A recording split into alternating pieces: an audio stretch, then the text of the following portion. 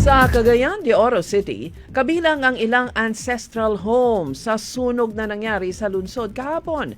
Abot sa 8 million pesos ang kabuang halaga ng mga ari-ariang natupok. Kabilang sa mga nadamay ay ang pre-World War II building na nakasurvive sa American aerial bombing ayon sa isang local historian. Pinaniniwala ang naiwang umaandar na electric fan ang pinagmulan ng sunog. Sa Surigao del Sur, ginagamit na ngayon ng mga mamamayan at turista ang pinakamahabang footbridge sa buong lalawigan.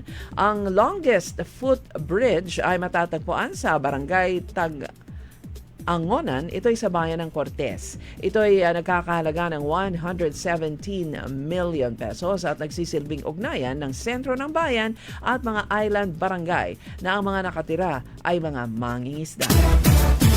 Sa Davao City, patuloy ang pagsikat ng durian mula sa lungsod at dumarami pa ang mga umaangkat nito ayon sa Durian Producers Group sa Davao.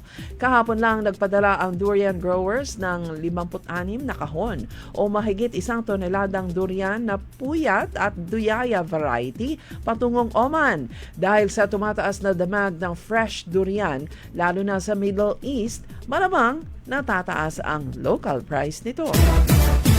Sa General Santos City, nanawagan ng DepEd sa PNP at iba pang mga law enforcement agencies na higpitan ang pagpapatupad ng pagmamay-ari ng baril matapos ang isang bata ang pumutok ang caliber 38 revolver na kanyang pinaglalaruan.